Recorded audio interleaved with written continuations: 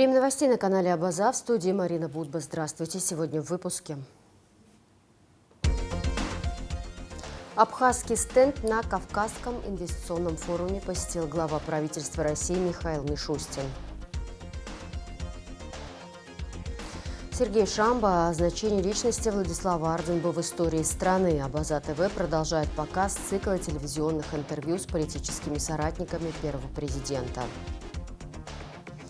Глобальная цель – уберечь абхазский язык от исчезновения. Чат-бот, переводчик с русского на абхазский и наоборот, в Телеграм запустил Мирон Барателия.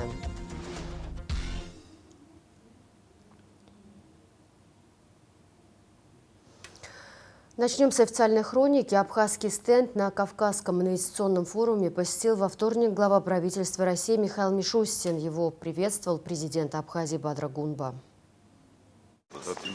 Спасибо за это.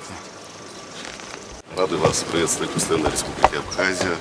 Как вам известно, экономика Абхазии динамично развивается, в том числе и благодаря поддержке и взаимодействию с правительством Российской Федерации. На протяжении 5 лет товарооборот увеличился на 60%. Очень важные инфраструктурные проекты реализуются на территории Абхазии. Один из ключевых проектов – это аэропорт города Сухум, который более 32 лет не работал, и 1 мая мы приняли первый регулярный рейс из города Москвы. Действительно, это ключевые инфраструктурные проекты, которые помогают нам развивать и туристическую отрасль, и развитие сельского хозяйства, и в целом всей экономики нашей республики. С 1 мая запущено регулярное сообщение с городами Москва, Нижний Новгород. На сегодняшний день идет реализация аэровокзального комплекса. Аэропорт обладает взлетно-посадочной полосой длиной 3140 метров, шириной 45 метров. Данная посадочная полоса позволяет принимать практически все типы воздушных судов. Вообще очень рад, что прямое сообщение наконец открыто. Вы знаете, по поручению нашего президента мы сделаем все для того, чтобы и пассажирский поток, и туристический поток был, кстати, взаимным. Я думаю, что также интересно жителям Абхазии посещать регионы России. Вот Нижний Новгород уже прямое сообщение, и надеюсь, что будет много других. Но в добрый путь, и очень рада, что вы здесь с братскими республиками, с подразделениями наших соответствующих федеральных органов исполнительной власти, с представителями субъектов Российской Федерации. Спасибо вам огромное. Спасибо за это. Спасибо. Напомним, делегация Абхазии во главе с президентом принимает участие в Кавказском инвестиционном форуме. Республика представила стенд с продукцией абхазских производителей и инвестпроект по восстановлению Сухумского аэропорта. В понедельник стенд посетили зампредседателя правительства России Александр Новак и полпред президента Российской Федерации в Северокавказском федеральном округе Юрий Чайка. Маршрут электропоезда «Диаскурия» расширит в течение 2 лет. Он будет соединять аэропорты Сочи и Сухума, сообщил президент Абхазии Бадра Гунба в интервью ТАСС на полях Кавказского инвестфорума. 1 мая «Диаскурия», курсирующая из Сириуса в Абхазию, совершила первый рейс. 1 июля 2025 года правительство Абхазии планирует повышение размеров пенсий отдельным категориям пенсионеров. Премьер-министр Владимир Делба провел встречу с председателем Пенсионного фонда Абхазии Денисом Гулария. Бюджет, если коротко, в процентном отношении исполнен по всем показателям на 101,4%. Это по доходам, и по расходам тоже у нас исполнение хорошее, 98,8%. Все обязательства перед нашими гражданами, которые мы взяли с начала 2024 года, это повышение размера военным категориям, связано с отечественной войной народа Абхазии, мы выполнили, и никаких задержек не было. Потом в последующем 2024 году повышение доплат пенсии, которое мы с вами сейчас обсуждаем, ровно, можно сказать, год спустя, тоже мы справились, никаких проблем, вопросов по выплатам у нас нету. И в 2024 год мы закрыли с переходящим остатком 247 миллионов рублей. Практически после того, как мы ежемесячно выплачиваем, на май месяц уже на той неделе полностью был мы смогли профинансировать. Помимо этого у нас остатки остаются вполне достаточно, чтобы вот то, что мы делаем с вами, вот предложение по поводу повышения выплат, что мы это все рассчитали, что мы все это смогли финансировать. Думаем, что мы справимся. Мы предварительно с вами обсуждали о том, как поэтапно нужно повышать размеры пенсии, либо доплаты к пенсиям. Самая большая категория, которых может затронуть, это, разумеется, пенсионеры по возрасту. Да, их больше всего. Вот более 8 тысяч человек коснется эта инициатива. И это инвалиды с детства. То это наша прямая задача продолжить, как и в предыдущие годы, поэтапную индексацию размеров пенсионного обеспечения по тем категориям, которые наиболее уязвимые, по тем категориям, по которым есть такая потребность, необходимость. Понятно, что все категории должны быть проиндексированы как можно чаще, но исходя из тех возможностей, которые у нас есть, мы должны это делать быстро, и я жду от вас предложений, и уже с 1 июля текущего года дать возможность проиндексировать вам и выплатить новые размеры пенсий. Темпы роста заработной платы, они очевидны, мы их тоже наблюдаем, о том, что ежемесячно растет размер заработной платы как по количеству занятых, так и по средней заработной плате. И это дает возможность принимать такие решения. Мобилизация должна происходить постоянно. Наличие задолженности является несправедливым по отношению к получателям пенсионных выплат. Платежи во внебюджетные фонды, платежи в бюджет в виде налогов, они существуют не для того, чтобы накапливать у плательщиков задолженность, они существуют для того, чтобы их платить, потому что у государства есть основные задачи и функции, которые оно должно выполнять. И я очень рассчитываю, что нам удастся с 1 июля обеспечить так же, как и прежде, бесперебойное финансирование пенсий с учетом предложений, которые вы сейчас вносите. Вот. Ну и, соответственно, в последующие годы заниматься тем же самым. Мобилизацией и одновременно индексацией размера пенсионных выплат. Только так, другого пути у нас нет. Премьер-министр Владимир Делба провел встречу с председателем Государственного внебюджетного фонда социального страхования и охраны труда Бакуром Бебе. Глава фонда отметил, что за последние 3 года доходная часть фондом перевыполняется, и в 2025 году такая динамика сохраняется. За последние 3 года фондом социального страхования и охраны труда доходная часть была перевыполнена. Так и в 2025 году у нас хорошая динамика. На первый квартал 2025 года мы идем в плюсе на 15 миллионов рублей. По отношению к предыдущему году, да. После повышения уровня заработных плат в нашей стране, соответственно, и расходная часть по пособиям тоже у нас увеличилась. И в этом году мы впервые за все годы мы повысили, значит, суммы по пособиям, размеры по пособиям такие, как по временной трудоспособности до 22 тысяч рублей, по беременности родом до 30 тысяч рублей в месяц. Ранее суммы этих пособий составляли в среднем от 65 до 70 тысяч рублей. Но сегодня по беременности родом, но сегодня это от 110 до 190 тысяч рублей. Вот.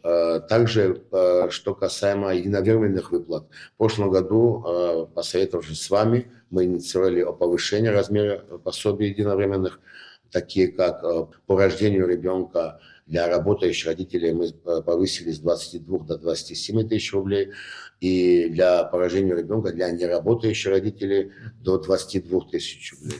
Но стоит учитывать, что такой вид пособия, как по рождению ребенка для неработающих родителей, у нас не поддерживается страховыми взносами, но мы изыскали и изыщем в будущем средства для поддержания этой части наших граждан. Мы реализуем, как и в прошлом году, реализуем и в этом году, практически уже началась у нас программа по детскому лагерю, а не только отдых, но и образовательный отдых для детей. Такого у нас и не было вообще раньше. С углубленным изучением абхазского языка проводят разные мероприятия, и культурная программа очень насыщенная. Всем очень нравится, отзывы очень хорошие. Отдельное спасибо я хотел бы выразить учителям, всем тем, кто уделяет внимание нашим детям. Раньше этот отдых оплачивался 50 на 50 или 70 на 30. То есть родители или профсоюз оплачивал дополнительную сумму до 100%. Но мы все эти годы оплачиваем все 100%. То есть дети не платят, родители не платят ни рубля, просто все расходы фонд взял на себя. Мы поддерживаем социальную политику нашего государства, делаем все возможное для того, чтобы граждане почувствовали заботу государства о них. Владимир Делба отметил, что доходы фонда позволяют принимать дополнительные решения по индексации размеров отдельных социальных выплат. Премьер-министр отметил, что приоритетными вопросами для правительства являются оказание социальной помощи гражданам. Фонд социального страхования, несомненно, является важнейшим финансовым институтом, отвечающим за главные приоритетные направления социальной политики нашего государства. Этот институт обеспечивает сегодня нужды наших граждан, попавших в определенные условия, прежде всего в то время, когда наступает их нетрудоспособность. В нашей стране выплачивается 6 видов пособий по нетрудоспособности, добавляется к социальному обеспечению это санаторно-курортное лечение, и очень важная позиция – это оздоровительный отдых детей. Вы об этом уже сказали, уже на протяжении нескольких лет этот проект реализуется. Мы надеемся, что он получит хорошие отзывы и в будущем, и, естественно, необходимо заниматься этим. Действительно, доходы фонда сегодня позволяют судить о том, что необходимо принимать дополнительные решения по индексации отдельных социальных выплат. Эта тенденция наметилась уже не первый год. У нас в 2023 году было принято такое решение. С 2024 года, как вы напомнили, социальные пособия, соответственно, до 22 тысяч рублей по отдельным позициям выросли. Наверняка надо пересматривать, но пересмотр, я полагаю, что должен находить отражение в том числе в развитии социально-экономического положения в нашей стране, учитывать темпы инфляции. И сразу, наверное, тоже хотелось бы отметить, что темпы инфляции, индексация размеров отдельных социальных выплат должна происходить не только, разумеется, в фонде социального страхования и охраны труда. По возможности это надо делать по всем таким выплатам. Ждем от вас предложений, связанных с индексацией. Очень рассчитываю, что в 2025 году мы еще раз вместе с вами внимательно проработаем и посмотрим на другие виды пособий, которых можно проиндексировать с учетом поступлений дохода. И это еще раз подчеркнет о приоритетности направлений социальной политики, оказания социальной помощи нашим гражданам. Поэтому хотел бы пожелать вам успехов, соответственно, в достижении главных целей и бюджету пополнения новых доходов. Благодарю. Спасибо. Состоялось первое заседание постоянно действующей межведомственной рабочей группы, которая занимается вопросами правового содействия гражданам Абхазии, имеющим гражданство Российской Федерации и являющимся получателями социальных выплат, в том числе пособий в связи с рождением и воспитанием ребенка, а также материнского семейного капитала. В рамках заседания были рассмотрены ключевые направления работы: подготовка предложений по реализации организационно-правовых мер поддержки граждан, организация взаимодействия с компетентными органами Российской Федерации, формирование и систематизация сведений о гражданах Абхазии, привлеченных к ответственности в России за нарушение законодательства в сфере социального обеспечения. Одним из первых решений межведомственной рабочей группы стало создание горячей линии, куда смогут обращаться граждане, оказавшиеся в сложной жизненной ситуации. Через нее можно будет получить консультацию и правовую помощь по вопросам, связанным с привлечением к ответственности на территории Российской Федерации. Министр иностранных дел Республики Абхазия Олег Барциц поздравил министра иностранных дел Боливарианской республики Венесуэла Ивана Хиля Пинто с уверенной победой Единой социалистической партии Венесуэлы на прошедших 25 мая парламентских и региональных выборах. В поздравлении, в частности, говорится: в Республике Абхазия высоко ценят отношения дружбы и взаимодоверия, сложившиеся за годы сотрудничества между нашими государствами. Эти отношения имеют для нас особое значение, готовы всемирно содействовать дальнейшему развитию всего комплекса двустороннего сотрудничества в духе стратегического союзничества и партнерства.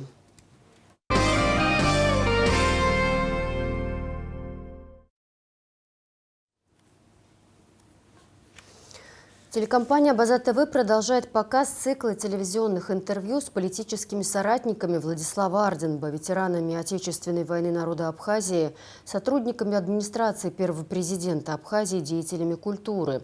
Государственный и общественный деятель Абхазии Сергей Шамба поделился воспоминаниями о ситуации в республике ко времени выступления Владислава Арденба на первом съезде народных депутатов СССР в 1989 году. В главных задачах Народного форума Абхазии Айтгалара в периоде Отечественной войны народа Абхазии и значение личности первого президента в истории страны. Поговорим вот о предвоенной работе Верховного Совета Абхазии. Да? Там же чуть позже Владислав Арденба был избран уже председателем Верховного Совета, а вот до взаимодействия Народного форума, Верховного Совета, как это происходило? Потом там же интересная была ситуация с квотированием тоже, напомните, как это... Расскажу, что до того, как был избран Владислав Арденба председателем Верховного Совета, да, была проведена работа в Верховном Совете, в котором было большинство грузин, нам удалось провести закон о суверенитете. Но тогда была такая волна по всему Советскому Союзу, все эти принимали суверенитеты, и поэтому как-то это удалось все-таки, хотя с большим трудом, конечно. Теперь, когда стал Владислав Арденба, и ситуация уже к этому времени настолько накалилась, и уже в Грузии был избран Гамсахурдия. И Гамсахурдия прислал делегацию свою во главе с академиком Алексидзе для того, чтобы как-то договориться о наших взаимоотношениях. И стал вопрос о том, как сформировать Верховный Совет Абхазии.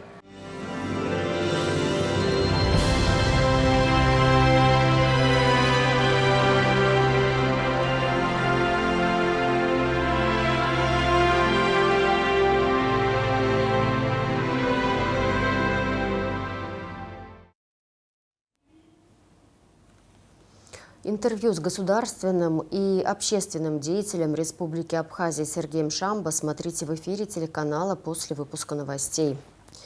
Информация правоохранителей. Ход расследования преступлений, вызвавших широкий общественный резонанс, обсудили руководители правоохранительных и силовых ведомств на оперативном совещании в СГБ, сообщает пресс-служба СГБ.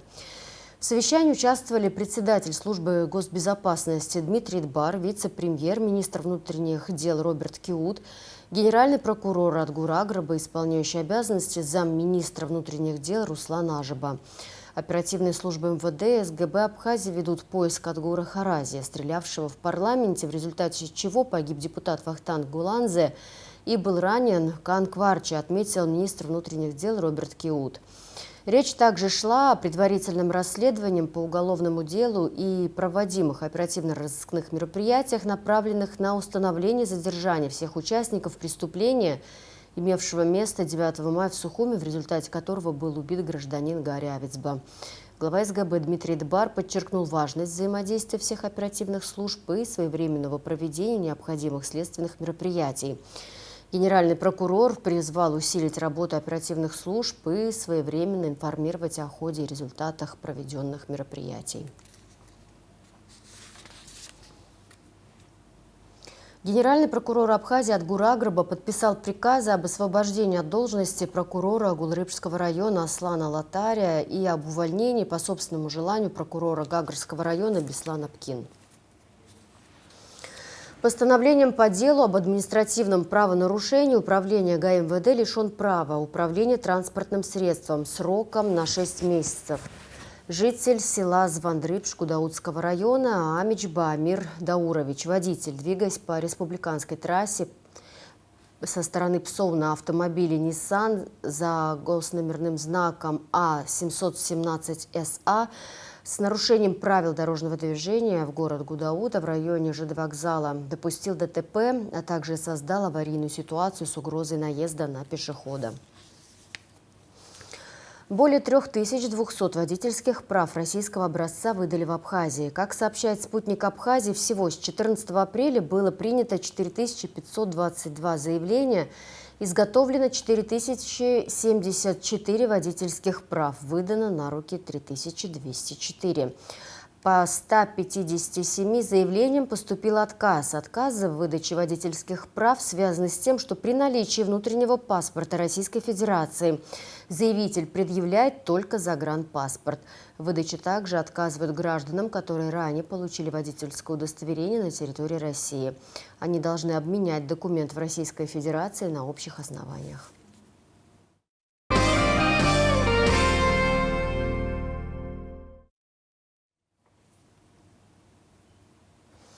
Во всех школах Абхазии стартовали выпускные экзамены. Сегодня свои знания по родному языку демонстрируют 11-классники. За ходом экзаменов в 10-й горской школе Сухума лично наблюдала министр просвещения Хана Гунба. Подробности в репортаже Заура Кварча. В школах Абхазии начались выпускные экзамены. Первыми 11-классники сдают родной язык. В Сухумской школе номер 10 волнение с самого утра. Именно здесь учатся 3 претендентов на золотую медаль в нашей республике. И сегодня для них стартовая линия итоговых испытаний.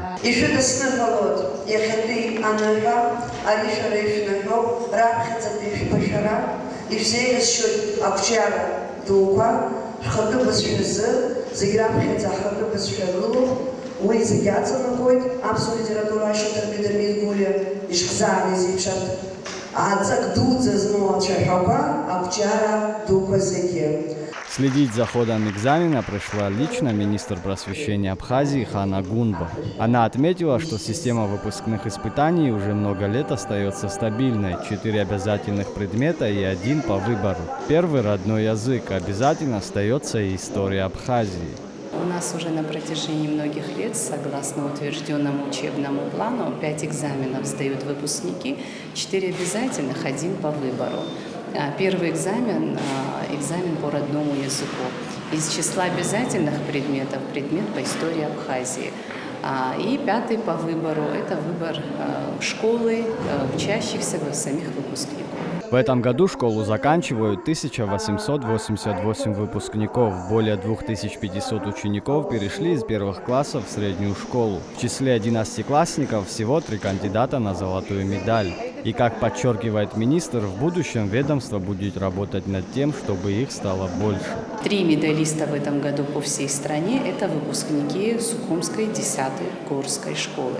Очень рассчитываем, надеемся и проведем определенную работу над тем, чтобы в следующем году количество медалистов, желающих идти на медаль среди выпускников наших школ, было больше. Выпускные экзамены продлятся до середины июня. Впереди у школьников еще несколько испытаний, но первый шаг уже сделан. Заур Кварча, Торник Амичва, Абазатова. Чат-бот-переводчик с русского на абхазский наоборот в мессенджере Telegram запустил студент Российского национального исследовательского университета Высшей школы экономики Мирон Барателли. Более 600 человек уже пользуются чат-ботом, который Мирон запустил как проект курсовой работы. Наши корреспонденты пообщались с ним в Москве и попытались понять, как работает искусственный интеллект на популяризации абхазского языка во всемирной паутине. Слово Марьяне Котовой. Мирон Барателли – студент Национального исследовательского университета Высшей школы экономики. Он разработал чат-бот для перевода с абхазского на русский и наоборот.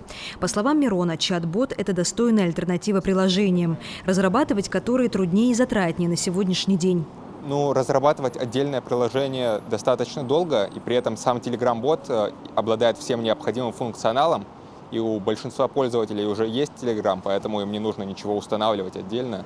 Мне показалось это достаточно хорошим решением для того, чтобы сделать бот и доступным, и удобным. Чат-бот-переводчик – это курсовая работа Мирона. Вроде бы самостоятельный завершенный продукт, но, как рассказывает молодой человек, это часть более масштабного проекта.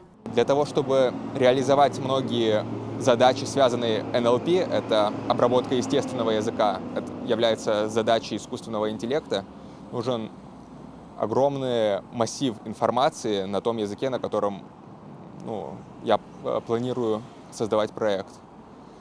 Сейчас, на данный момент, на абхазском недостаточное количество объема информации. И для того, чтобы нарастить, можно как раз использовать этот переводчик и получить значительно больше объем информации. Например, за один день можно получить такой объем, хоть и не настолько высокого качества, сколько за всю историю абхазского языка не было написано. Глобальная цель Мирона – уберечь абхазский язык от исчезновения. Для айтишника один из способов сделать это – увеличить объем контента на абхазском языке во всемирной паутине. Причем участвует в наращивании этого контента каждый, кто пользуется этим переводчиком. Да, он старается предоставить несколько вариантов, если есть такая возможность, и показывает вероятность каждого из этих вариантов. Она основана на том, насколько модель уверена в том, что данный перевод правильный.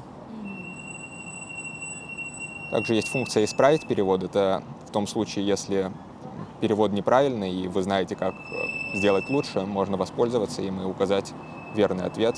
Как рассказывает Мирон, абхазский контент в интернете имеет ничтожный объем. В тот период, когда он проводил количественный анализ, информации на абхазском нашлось на 1 гигабайт, когда только англоязычная Википедия занимает объем в 100 гигабайт. В интернете, если брать все данные, вне зависимости от того, есть ли на них русский перевод или нет, менее 1 гигабайта. Сейчас, с учетом синтетических данных, я собрал около 5 гигабайтов. Это достаточно качественные данные, диалоги, для того, чтобы в дальнейшем их использовать для улучшения качества. Это очень мало, да, насколько я понимаю? Уже нет. Например, даже только английская Википедия, только этот один сайт, на английском языке имеет 100 гигабайтов. Абхазские все источники менее 1 гигабайта. Так что это определенно колоссальная разница.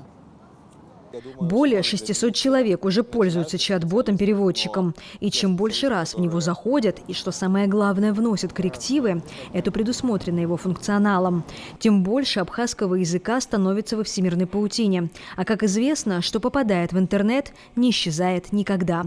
Марьяна Котова, Валерий Квиквискири, Абаза ТВ. Конкурс команды Абхазии был запущен по поручению президента России Владимира Путина и обращению президента Абхазии Бадры Гунба. Он был реализован по модели лидеров России, отметил гендиректор президентской платформы «Россия – страна возможностей» Андрей Бетин на заседании наблюдательного совета, сообщает «Спутник». Мы с гордостью делимся наработанными методиками и технологиями на базе платформы «Россия – страна возможностей», подчеркнул он.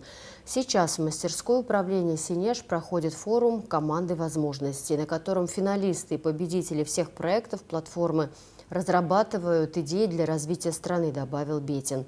Вице-премьер, исполняющий обязанности председателя Госкомитета по делам молодежи и спорта Абхазии Тарач Хагба принял участие в заседании наблюдательного совета.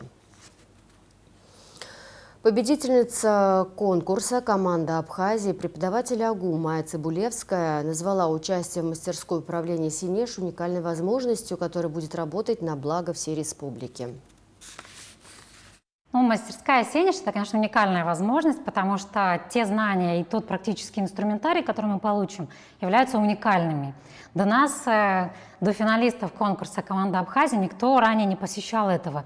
И, конечно, с учетом того, что мы трудимся на благо нашей Родины, хочется создать единую вот эту синергию, набор лидерских качеств, стратегий определенных, которые сделают жизнь нашей страны более благополучной. И, конечно, мы сумеем вложить в каждую из ниш своей работы ту возможность полной реализации, которая, в принципе, должна быть.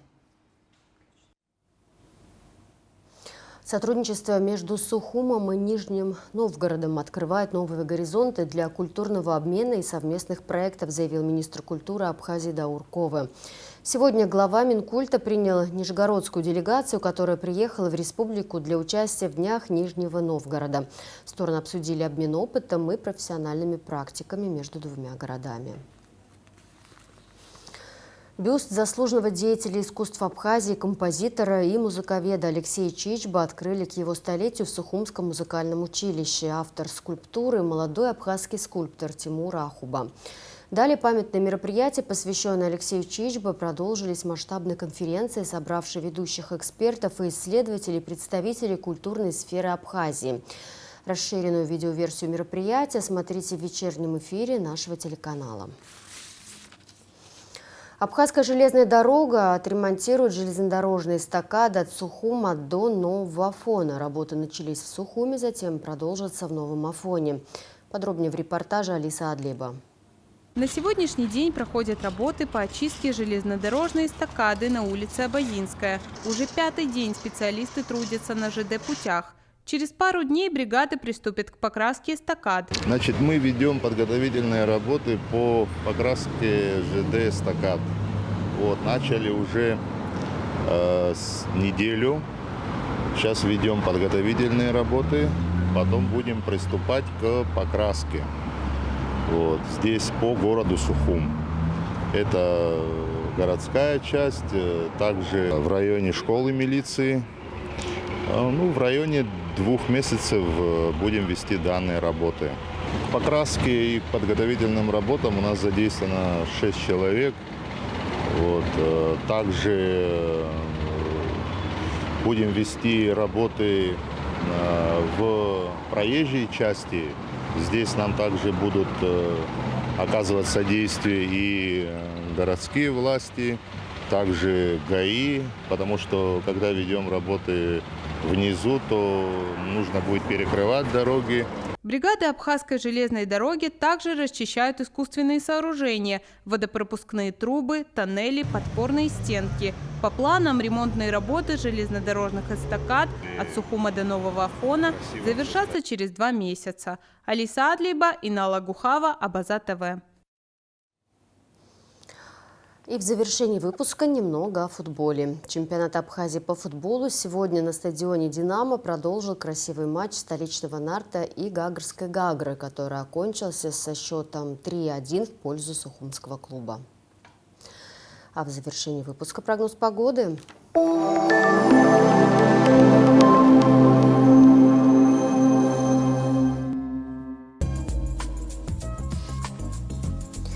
В среду, 28 мая, в Абхазии ожидается переменная облачность, с временами дождь разной интенсивности, гроза.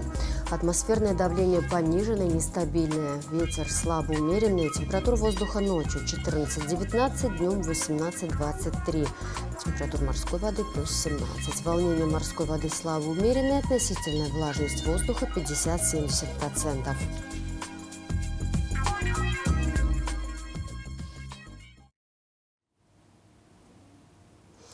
На этом все. Я с вами прощаюсь. Всего доброго и до свидания.